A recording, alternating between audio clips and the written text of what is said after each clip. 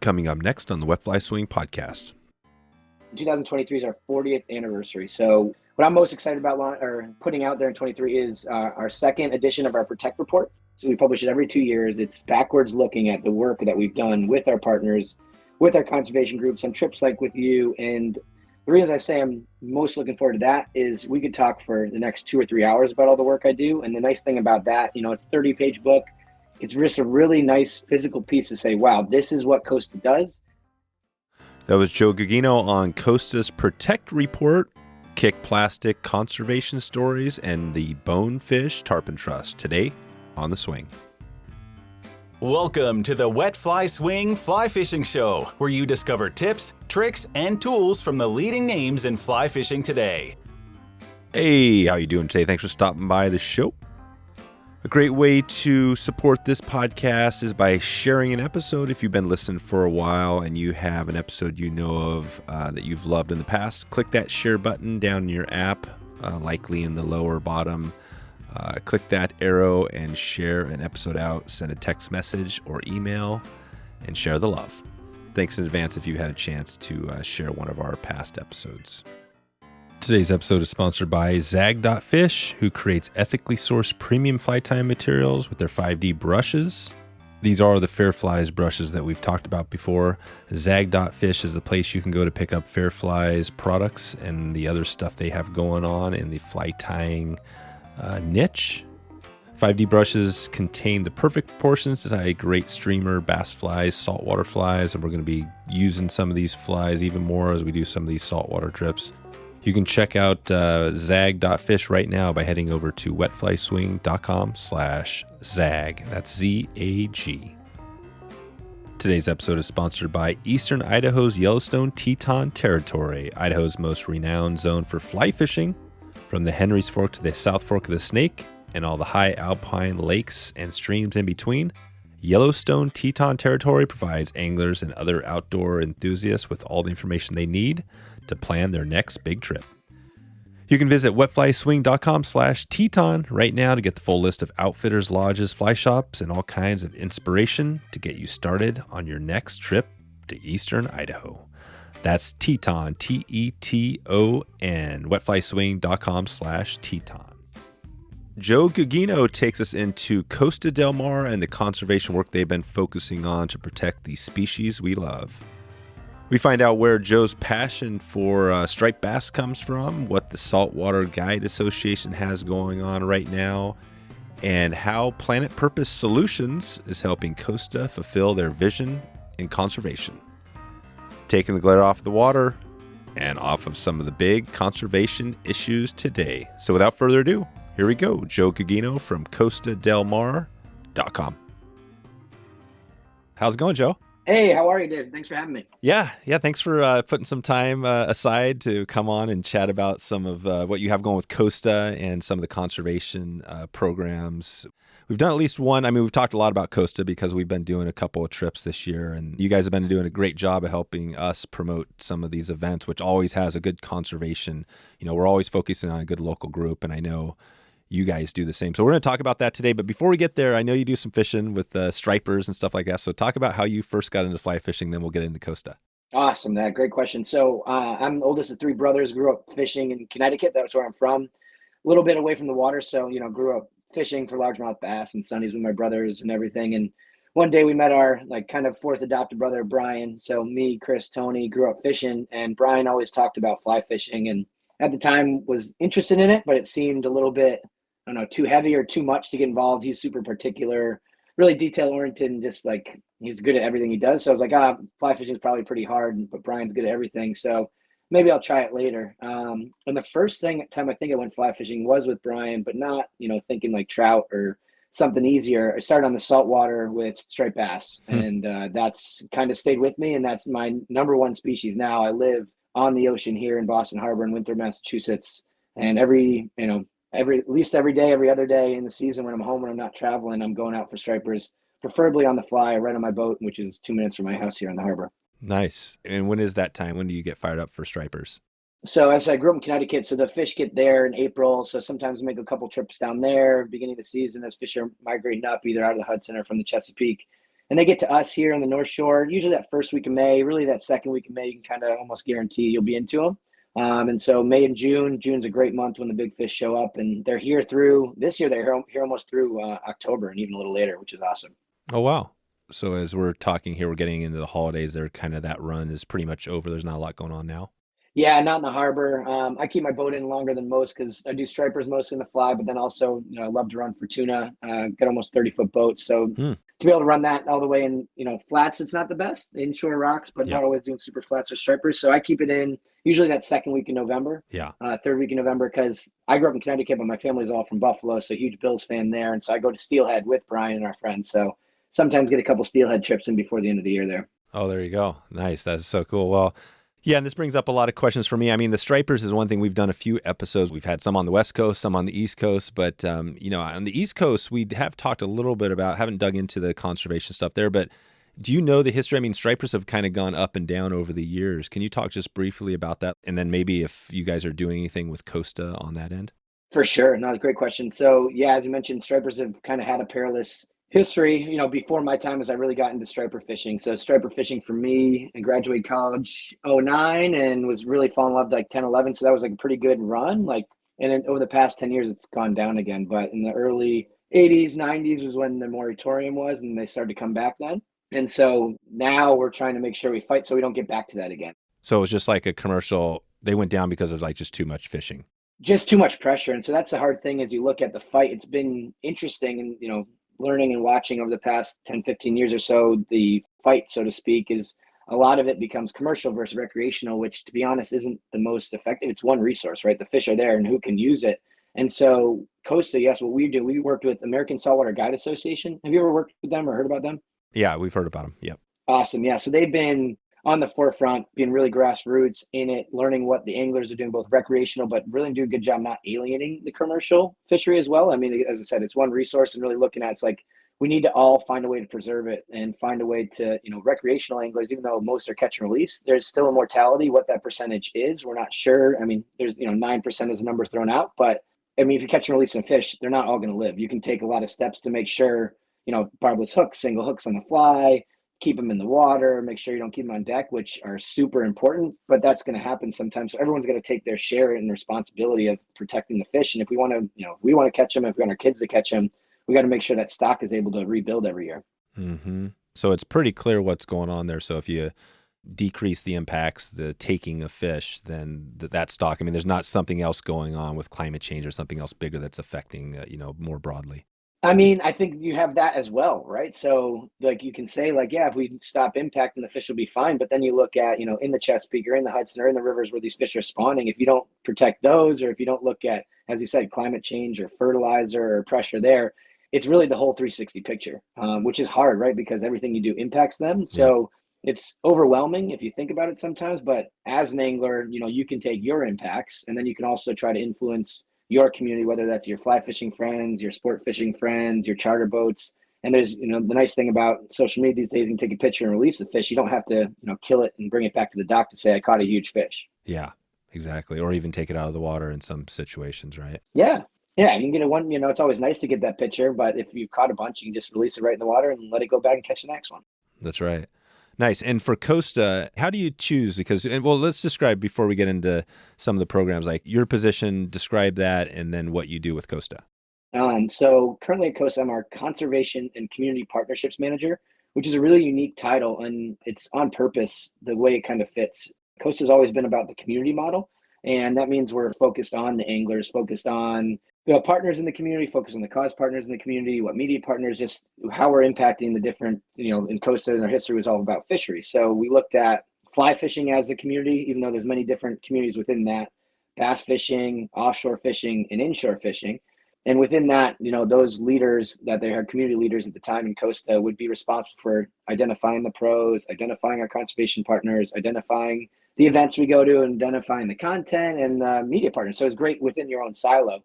We've kind of taken a shift over the past 2 or 3 years here now that we're still focused on community, but it's a little bit kind of switched, like 90 degrees or so. So now instead of being those community focused, like just one modality of fishing, it's now category wise. So my counterpart, Evan, who I think you've talked with, I think last year. Yeah, that's right. Yeah. So he works technically with our pro and endemic media partners, and I work with our conservation partners, and we have an events team as well. And so we work together across all fisheries. And the cool part with me is I work with our internal conservation strategies. So, and I think you're a fan of our Kick Plastic initiative. Yeah.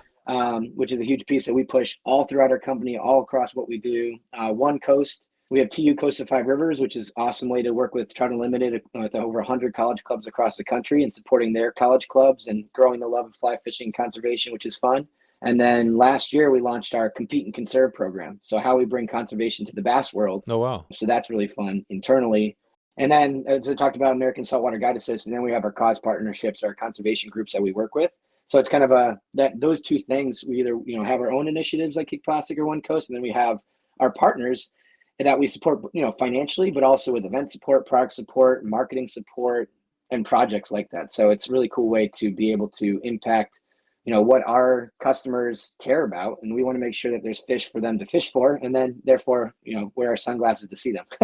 Exactly. Yeah, that's the key. And I've been wearing, I always live to get a shout out because he had I'm getting a little bit older, right? And I never wore glasses, but it came up with my first pair, and it was a struggle because I was like, okay, I'm going to have glasses out on the water, and that was kind of a hassle. But Hannah, I think Hannah sent me a pair of the basically they're polarized. They got the little bifocals, right? But you can't even tell they're bifocals. Oh yeah, the C-Mates. Yeah, exactly. And those things have been game changers for me because basically, awesome. Yeah, it's been huge, and I've let her know that. So.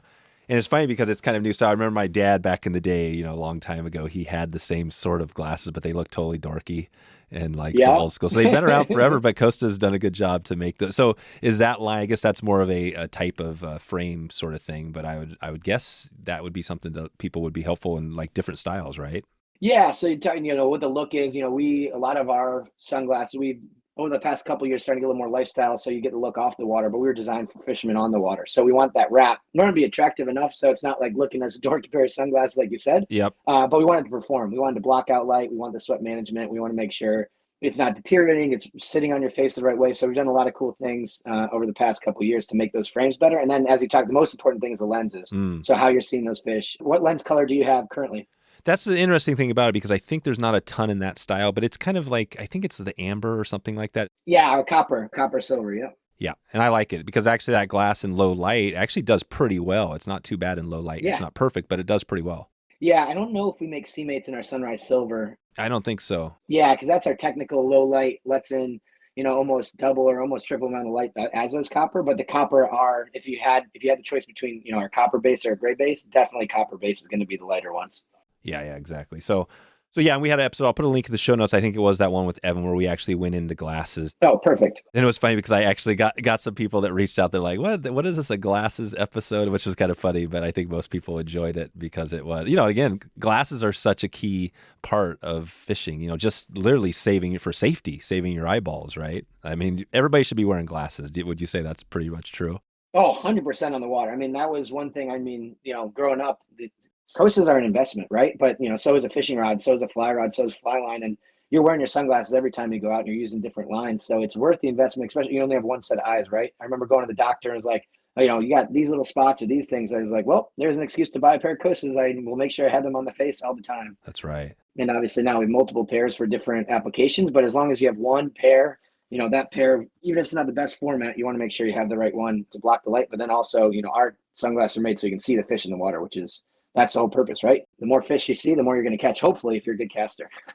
Which is the key, exactly. And you guys do, I think Costa's always, done a ton with the salt, and it sounds like I didn't realize that, but you are doing quite a bit on the freshwater. How does that look? Do you have plans to keep doing as many of these conservation programs in fresh as salt, or how's that look as you move forward?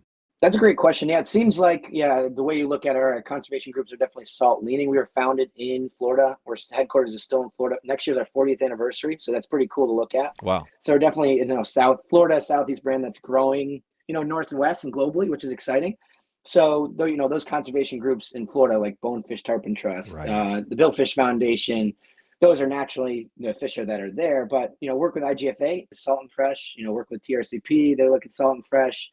Trout Unlimited is a huge partner, as I mentioned, with TU Costa Five Rivers. And the past couple of years, we started looking more with backcountry hunters and anglers. So that's more freshwater as well. So when we go into these different groups, and it was cool to hear you mention, your projects, which is why we love to support them, is because you always have that conservation angle. So we're not always sure when we go into these areas, what's the most impactful group or what's the right group or et cetera. Right. And it's not a competition of like this cause group or the other one, but what's aligning more with our anglers or who's protecting, it's a combination of waterways and the fisheries and the tie it together. That's what we want to support. So it's definitely, as we're growing, fresh and salt is a piece, but then also I'm a fisherman. That's what I love. But Coast is a brand for anybody that loves the water. So that's definitely something as we're looking beyond our 40th anniversary. What are, surfers? What are sailors? What are people, we're always going to be performance sunglass, kind of the aspirational piece, but like, what do they care about? Who are their water groups? Right. So if you're trying to protect water, Costa wants to, align with you to help you protect what you care about. And I think that's really important, as a brand and as a customer to support those brands that are supporting what you care about.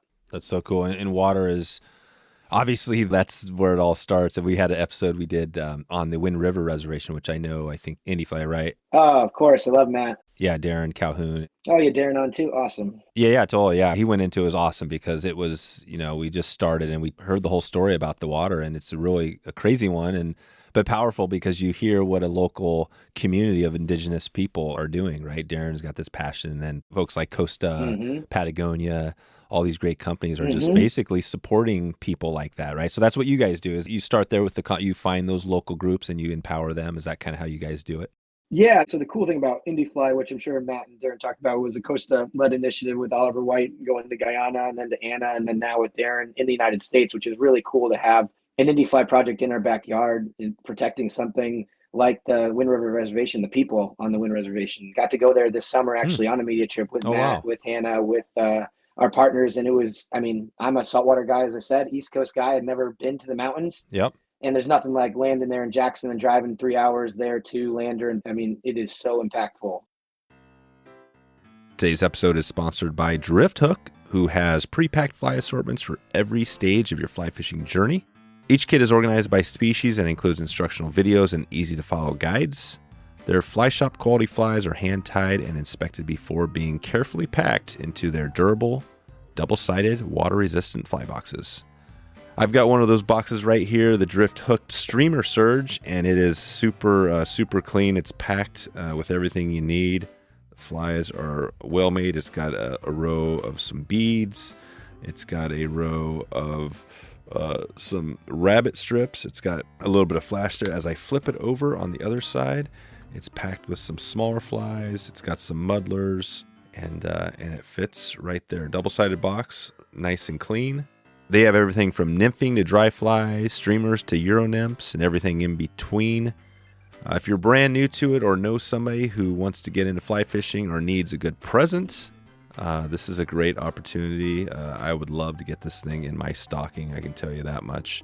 You can check out Drifthook right now by heading over to drifthook.com and using SWING at checkout to receive 15% off your next order. That's Drifthook, DRIFTHOOK.com, drifthook.com, and use SWING, SWING, at checkout to get 15% off your next order and some of these sweet custom fly patterns. Okay, back to the show. What was it like when you drove in there? Because for those that haven't been there, when you drive into the Wind River, like there's a big mountain range, right? Oh, yeah. The Tetons are there in Jackson that you drive by, and then you're driving through mountains the entire way to the reservation. We did a little hike on the way in the Tetons, and it's cool. You see pictures, but I still love the salt. Can never leave the salt. I love it. I love fishing the salt, but I will try to get back to the west, at least to the Wind Reservation, yearly. That's cool. It really did take your breath away. It's wild. And it just, that type of air in the middle of the summer, it's gorgeous to be out there. Right on. Yeah, there's so many, and that's the, always the challenge is there's so many things that we could focus on. I did want to highlight, you guys we did an Alaska kind of event, and the Susitna River Coalition was this super local group up in Alaska who's fighting to protect, the Susitna River Basin, which is a huge basin coming off of another great mountain, Denali. Awesome. The largest mountain in North America, right? So you guys, through this event, we supported them, and they were super grateful for the cross promotion, right? Because they got out to... That's so glad to hear. Yeah, a larger community. And so that was a good thing. So I think we're going to try to do more of that. But again, going back to Costa, I mean, there's so much here, but give us another highlight of, you talked about a few things, but what are you getting excited about? If you pick one thing in 23 that's really going to be something you want to highlight for people listening, they can get involved with, what would that be? As I mentioned, 2023 is our 40th anniversary. So what I'm most excited about putting out there in 23 is our second edition of our Protect Report. So in 2021, we published our first Protect Report. We publish it every 2 years. It's backwards looking at the work that we've done with our partners, with our conservation groups on trips like with you. And that first one was put on by Leah on my team and Jess on my team, working with Leah now. She helps with our Kick Plastic program. She's a brand sustainability. She's been with Costa since 2015. She'd be somebody awesome having the podcast too. She's starting to fish, but she has a group called Planet Purpose Solutions out of Charleston, and women-owned business, 4 or 5 women now in the business that we love working with, and just such an asset to Costa and helping us kind of put this together. So she's leading the charge with me hand in hand to put this Protect Report together. And we'll put it out in Q1 of 2023 and launch that. And the reason I say I'm most looking forward to that is we could talk for the next 2 or 3 hours about all the work I do. And the nice thing about that, it's a 30-page book. It's just a really nice physical piece to say, wow, this is what Costa does. This is the impact Costa has had, 2 years leading, but that's also like our commitment putting it out there, and why it's our 40th anniversary edition of it is we're going to continue to do that. And so we're going to continue to support our fisheries, continue to support fishing, but we're going to look to continue to take that model, to, as I mentioned, other water modalities globally as well. Like that's not something that's going to change within Costa. It's still super important to who we are. So I can't wait to put that out there. That's nice. So, and that is a report, a nice summary of everything you guys have done. So if somebody wanted to come in and just get a feel for, okay, like ask the question, how can we be involved? They could read that and probably connect with you or others and find a way to get involved.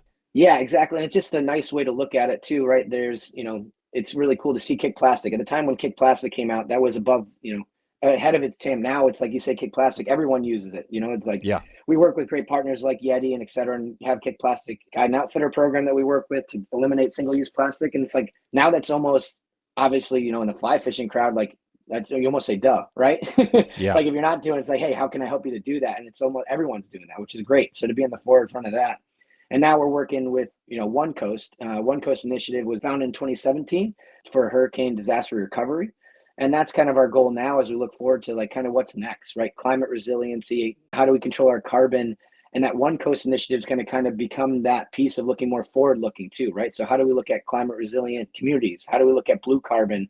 How do we protect not just the fisheries and waterways, but the people that live there too? And that impact, again, those water communities, whether you fish or not, right? We need to protect them, right? We need to be on that forward front. So we're not sure exactly what it looks like, but we know we need to be looking out for that next thing. How do we make an impact? So conservation, climate, and then another big piece, which is really cool about Costa, is looking with our product teams and looking all the way through the value chain or the supply chain too, is we work with a product team to make sure circularity is a huge piece. So how are we designing our frames to make sure that we can recycle those or reuse a part so you don't have to throw out a whole pair of sunglasses? We build them purposely. Again, they're expensive because we want to make sure they last. That's a huge first part. It's not disposable, but we want to make sure, if you're fishing hard or working hard, it's going to be able to be replaced. So it's really cool to see that, again, in the community facing, it's who we are, conservation, sustainability, and then also all the way through Costa and the entire team. It's inspiring every day to work that, people truly do care.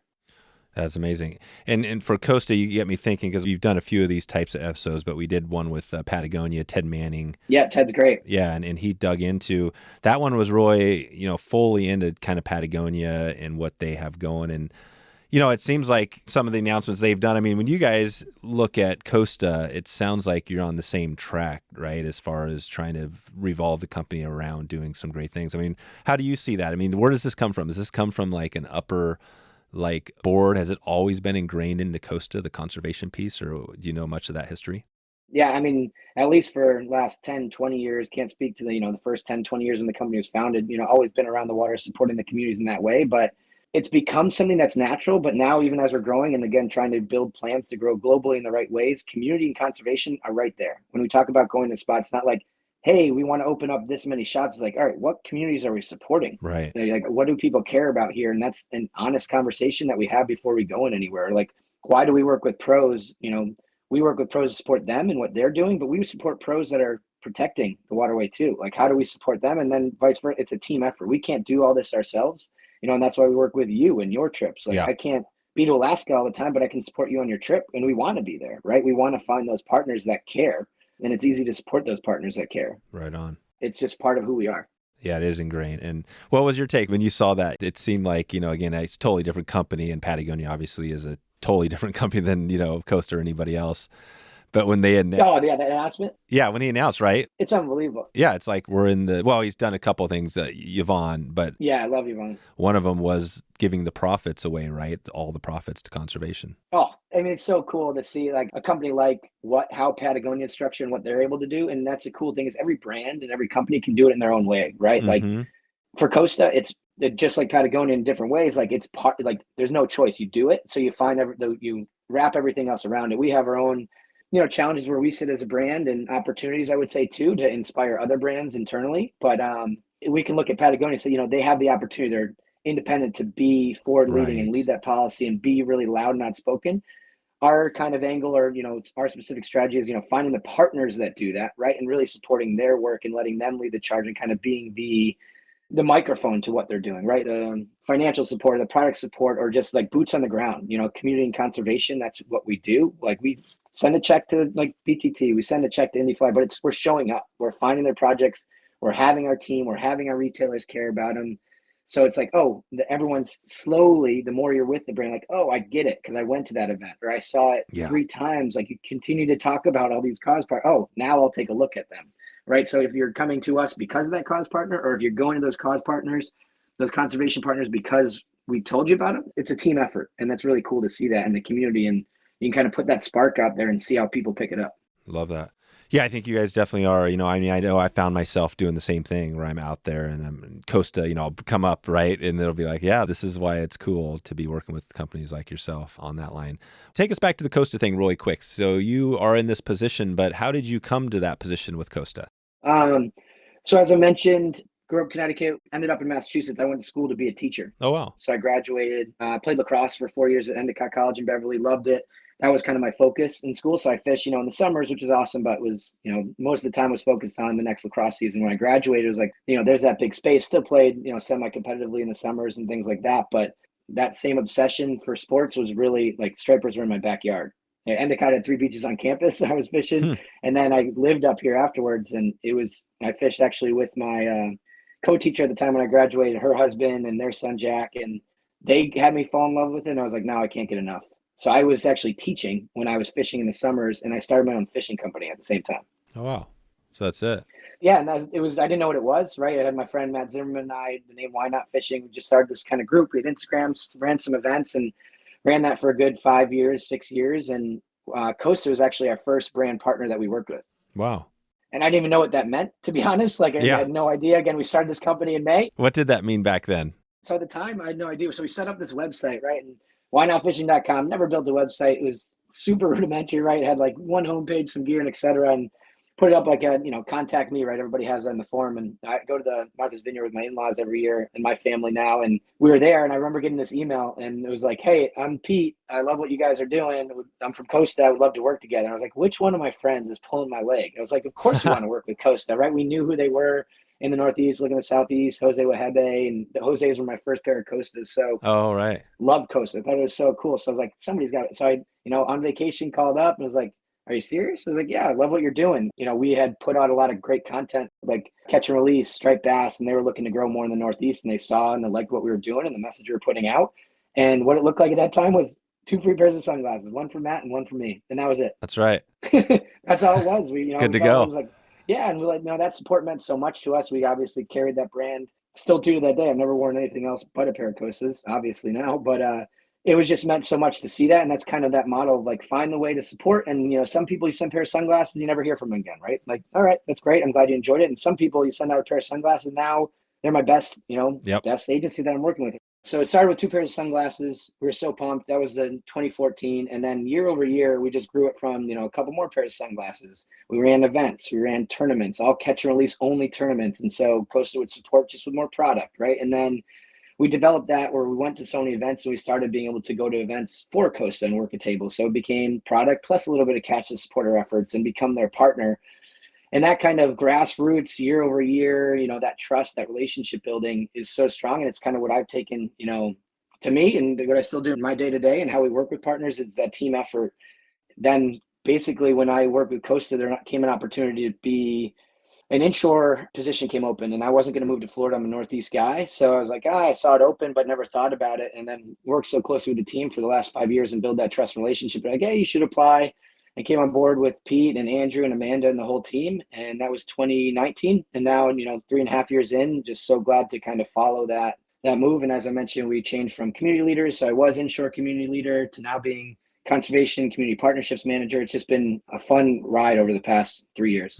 Or I guess actually more than 3 years. It's been 9 years, right? Since 2014, I've been working with. Yeah, since you started your website? Yeah, exactly. So 8.5, 9 years coming up. 9 years, that's great. And then, like you said at the start, stripers is still a big species that you're focusing on. And we'll talk about this. We said this, I think, off air, which is another interesting thing you have going here, is this marlin. Talk about what you have going with the marlin, because we've done a little bit of the big fish stuff, but it's such a crazy, amazing story when you hear it. So talk about what you have going with marlin. I'll definitely talk about that. It's just quick to talk about stripers, right? The connection, then get to marlin. But so stripers, yeah, as you said, like it's cool to see. That's the fish I love, right? And that's a fish a lot of people love, not just about me, but that's working with our conservation partners like American Saltwater Guides Association and Costa to support that, to enact change and protect the fishery I love. And that's kind of what Costa has done right in the South, and take that north and take it west. It's been really cool to see that grow.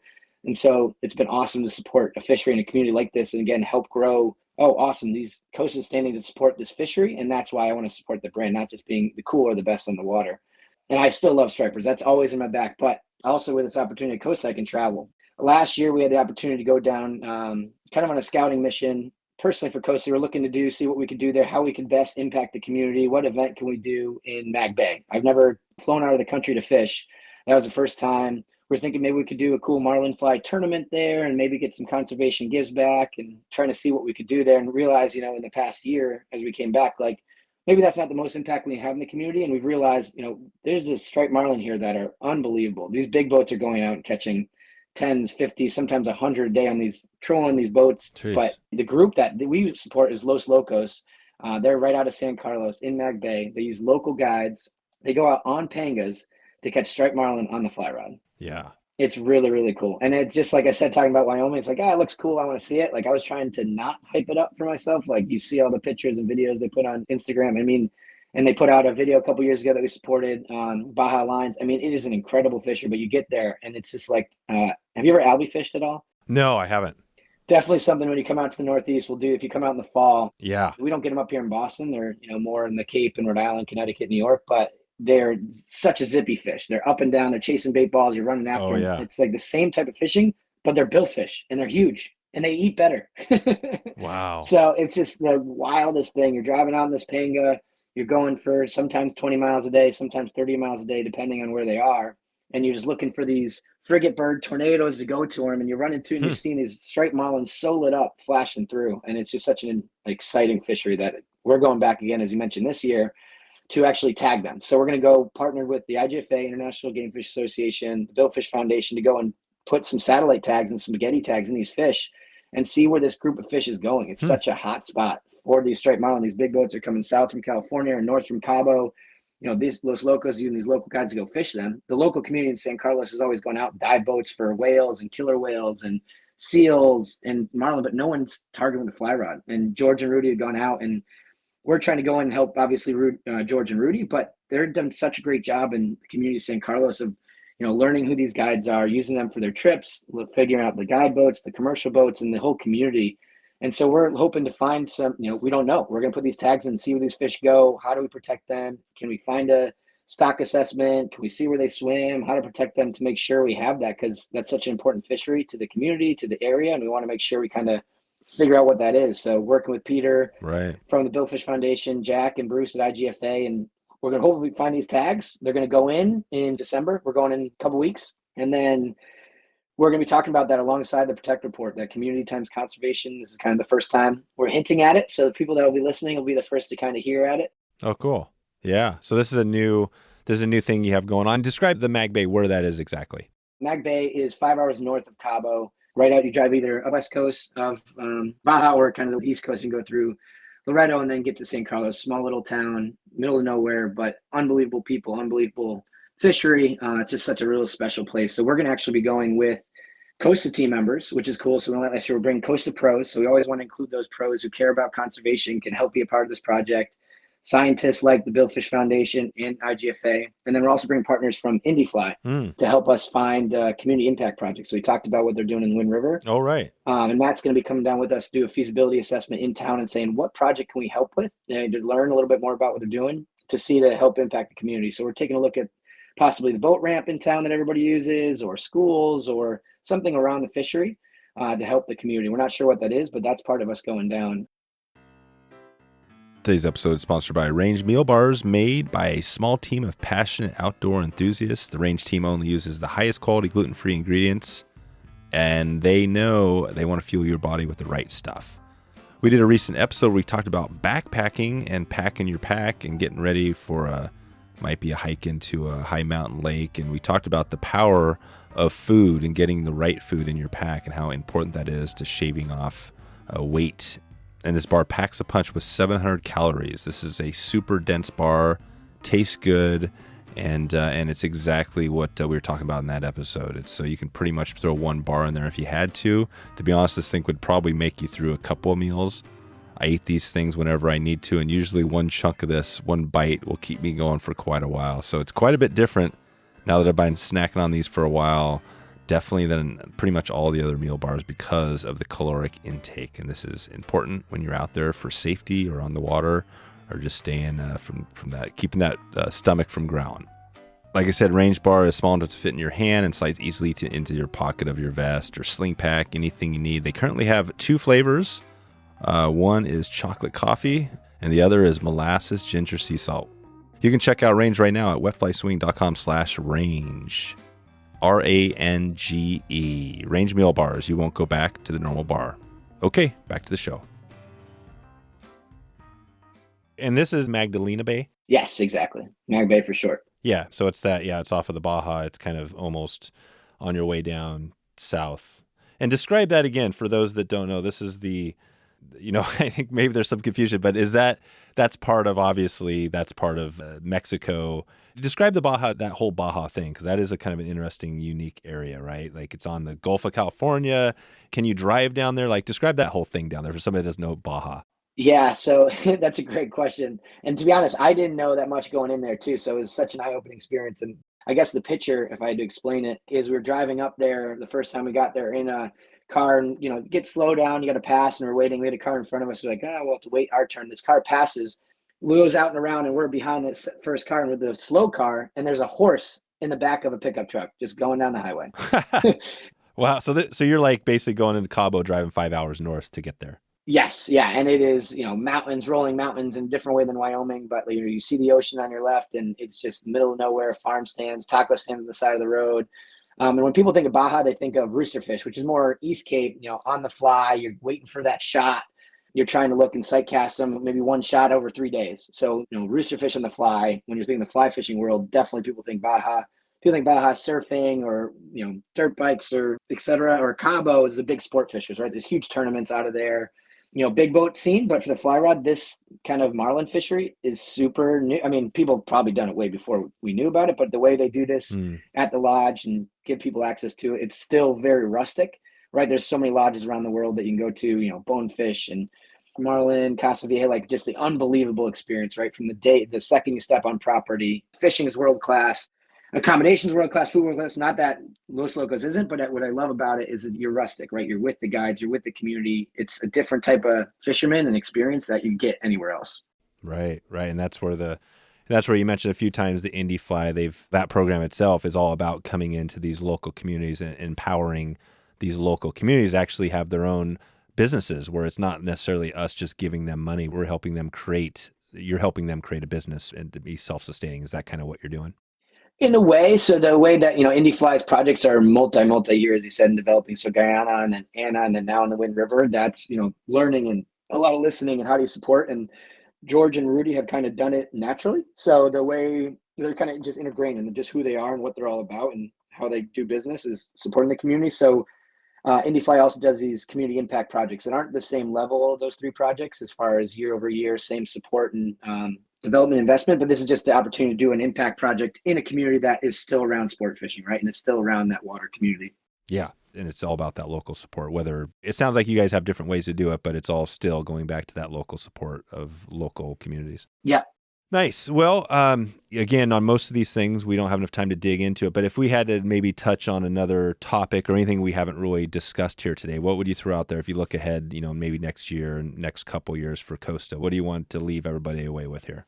I don't think I'd add anything here at the end. I would think just, as I've said a couple times throughout this podcast, the great thing, Costa's always naturally done, and what I'm trying to put out and continue to put is that community times conservation. Like that's what makes the biggest impact. It's, donations are huge, but the involvement, the learning, you got to experience that to learn how to protect it. So that's the biggest thing that, again, we're trying to put out. We'll talk about in the Protect Report. It's why we're doing this marlin fly mission with the people who are doing it. We're not just sending the scientists down themselves and say, get the science, we'll talk later. We're bringing our pros down there. We're bringing our partners. We're bringing in, using all the local people because we want to ingrain in that culture. So you're connected, because once you're connected to something, then you want to protect it and talk about it. So it takes a lot of effort and a lot of planning. And it's a lot harder than just sending a check, but it's the most impactful and the longest lasting. Right. Well, and remind me again, when that Protect Report, when does that come out?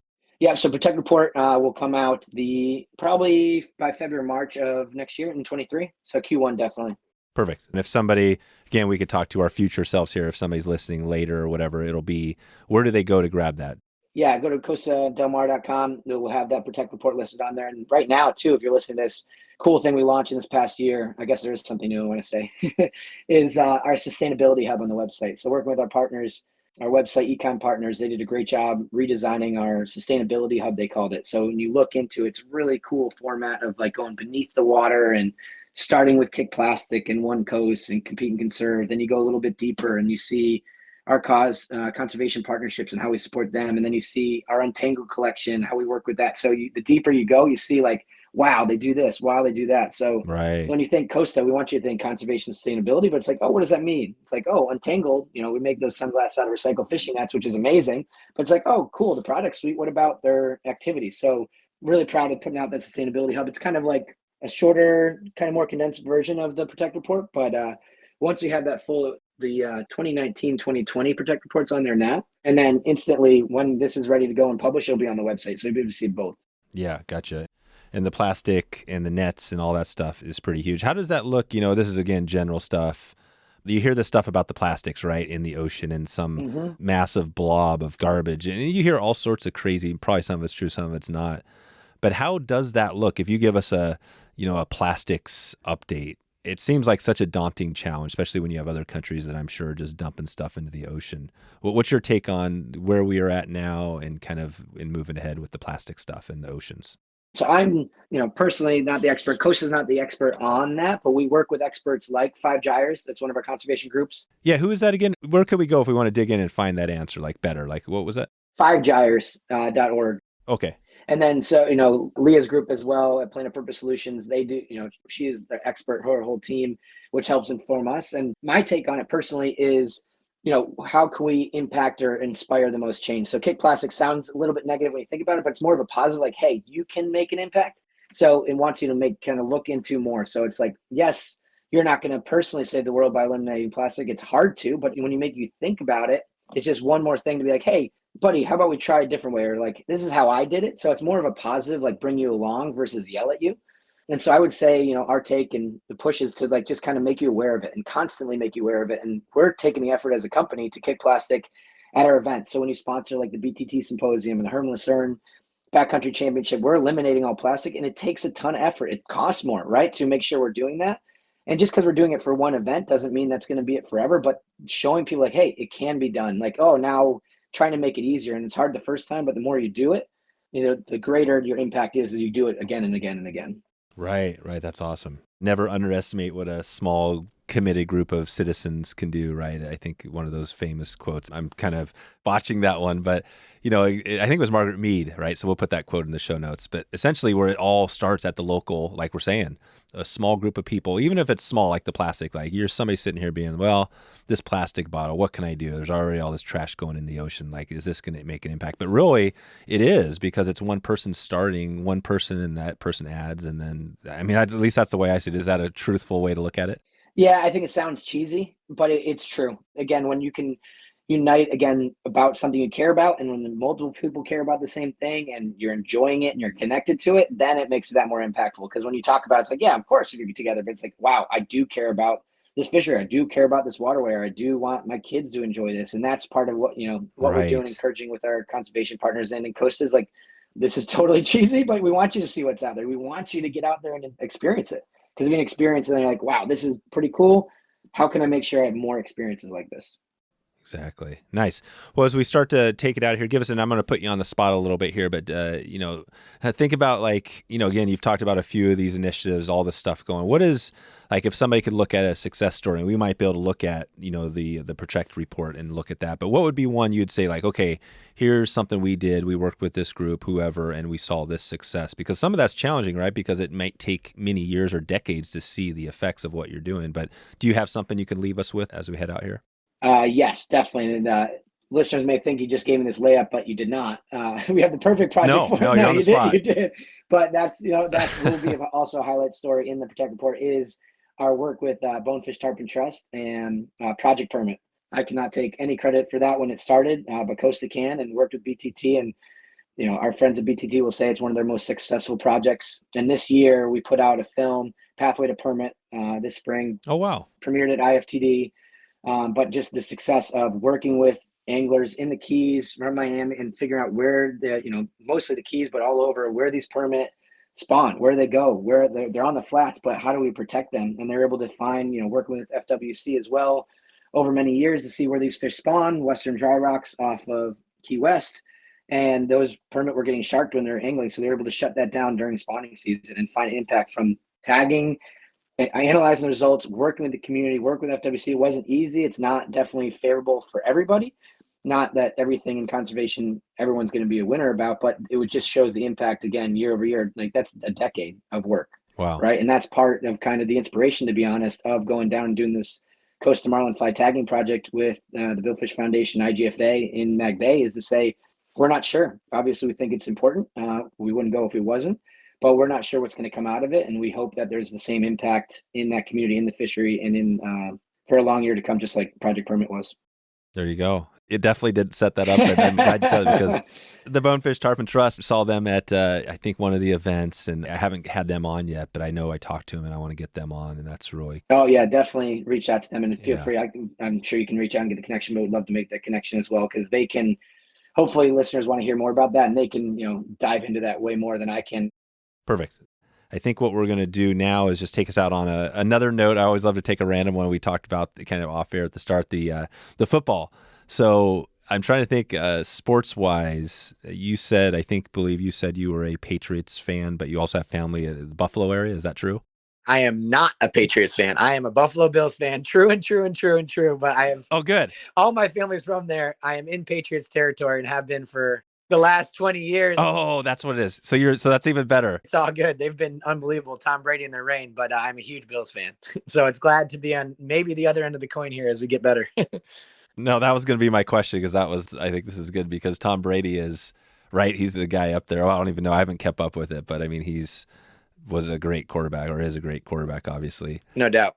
But yeah, so the Buffalo, so where are we at now? So this time of year, give us the football. Where the heck is football at? Is it even, we're going into, say, December. It is December now. Yeah, so actually, I was at the Buffalo Bills game in Gillette last night, and the Bills won. So Bills are top of the AFC East, which is great, and cool connection football-wise to Tom Brady's great, but now Josh Allen, our Bills quarterback's awesome, and he's actually from Wyoming, which is cool because that's where the Wind River Reservation is. So it's definitely put it out there. This is one of my personal goals, to get Josh, hopefully with the Super Bowl championship trophy, on the Wind River Reservation in his home state, which would be really, really cool. He's such a great guy, such a hard worker, and just cool because, go Bills. Right. So, and what are the Bills? How many games they have left? What's the record? Yeah, so we are 9-3 right now, I believe. Oh, so it's almost wrapping up the season here soon. Yeah, so we're mid-December now. They got a couple more. We got the Jets and we got Miami Dolphins here to finish up a championship run. So Buffalo, didn't they win one? Buffalo went to 4 in a row in the early 90s when I was a young little lad, and they won 0 of them. So there you go. The pain, I can take it back to me, although I haven't been, in touch with it as much lately. But the Portland Trail Blazers, actually, they do have one win, before. You got one more than me.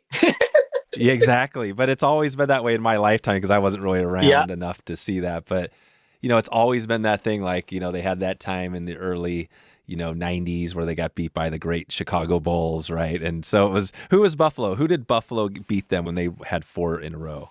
Yeah, so 4 in a row. We was NFC East had our number. We lost to the Giants, we lost to the Cowboys twice, and we lost to the Redskins. Oh, right. And the Redskins. And the worst one was wide right with Scott Norwood when we could have had a field goal to win it at the end, and it went wide right. Poor guy.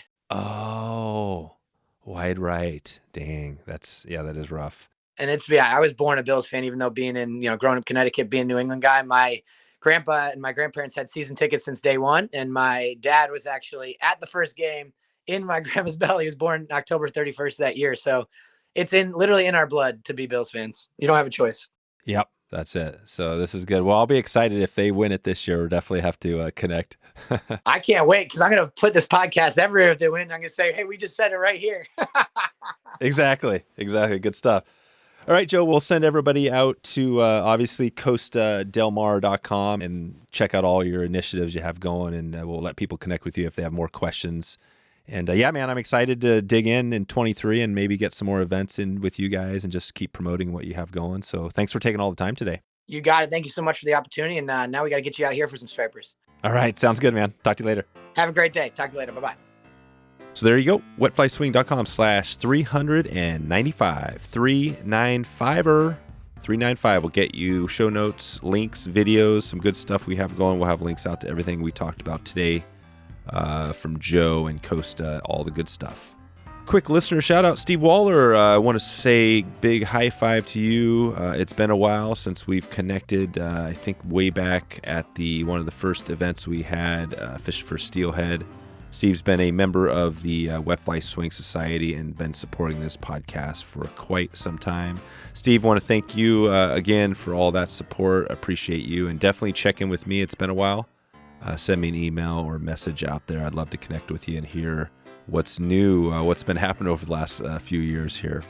If you want to connect with me and get a shout out on the podcast, you can send me a DM, Wet Fly Swing, anytime, or an email, dave@wetflyswing.com. And I'll do my best to get you in here, and we'll also get an episode of this podcast put together for you. All right, we are rolling along. We've got the Euro School, which is on the horizon. This is the next big event we're doing. If you're interested in getting out and up in your nymphing game and really want to take Euro nymphing to the next level, I know it's something that definitely takes a little bit of work, and having a guide, having a great venue, great river is what we got going. Pretty much we've got all those, the best guides, the best location, and then we're putting that all together with all the best people and some listeners from this podcast, and a chance to get out there and do it. Shout out to the Steelhead School. That was one of the best events that I've ever been on, and I'm excited to do more of these school events because they are just pretty much knocking it out of the park. And check in anytime if you have any ideas for new schools, any events that we can do. Would love to hear from you. All right, it is late in the night, so I'm going to get out of here right now, and I'm going to wish you a good evening, a good morning, or a good afternoon, wherever you are in the world. And I look forward to catching up with you online or maybe on the water. Thanks for listening to the Wet Fly Swing Fly Fishing Show. For notes and links from this episode, visit wetflyswing.com.